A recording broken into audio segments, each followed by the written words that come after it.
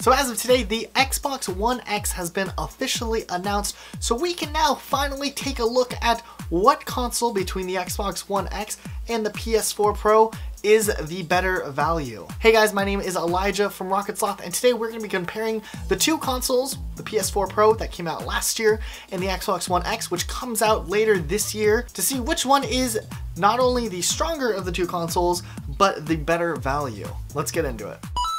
So first things first, the PS4 Pro is definitely a step up from the PS4. It's pretty much an enhancement on all levels. It's optimized for 4K. And the Xbox One X similarly is a step up from the Xbox One that came out in 2013 on all the same levels. So this video isn't a comparison of the PS4 Pro to the PS4 or the Xbox One X to the Xbox One. Obviously, the newer ones are the stronger consoles. First thing we're gonna look at is the CPU on the new consoles. The PS4 Pro has a 2.1 gigahertz 8-core AMD custom Jaguar CPU, which essentially a CPU is the brains of the console. It's how many things the game can handle at one time. While the Xbox One X has 8 custom x86 cores clocked at 2.3 gigahertz. So for the most part, the CPUs are very similar. The Xbox One X is slightly stronger than the PS4 Pro, but for the most part, we're looking at very similar processing power. On the PS4 Pro, the GPU, which is responsible for the graphics and how clear things look, we have an integrated AMD Polaris graphics with 4.2 teraflops of performance. The Xbox One X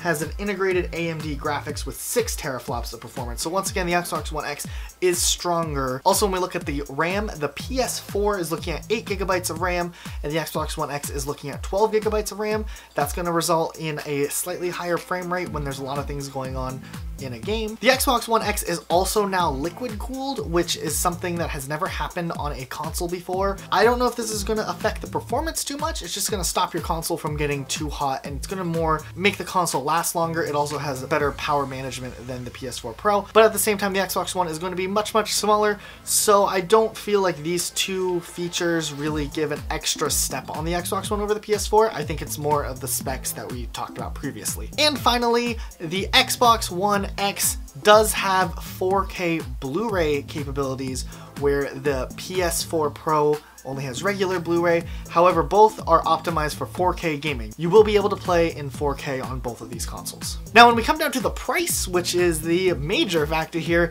the Xbox One X is looking at a $499 release, while the PS4 Pro is currently $399. So from a technical standpoint, the Xbox One is slightly better on several different factors. It's going to be able to handle those really heavy games a little bit better than the PS4 Pro will be able to. But when it comes to the price tag, you're going to be paying an extra $100 for very similar results. So it kind of comes down once again to what are you looking for in a console? From a personal standpoint, I'd be willing to shell out the extra $100 to get the best of the best. But at the same time, I know budgets can be tight, and the PS4 Pro is still a huge step up from the PlayStation 4 and the Xbox One. So you're getting a great 4K experience on either console. So I'm gonna turn around to you guys. What's more important, the best specs or the best savings? Leave a comment down below and let me know. And while this video may be over, we are covering all of E3 and all of the new gaming stuff that gets announced.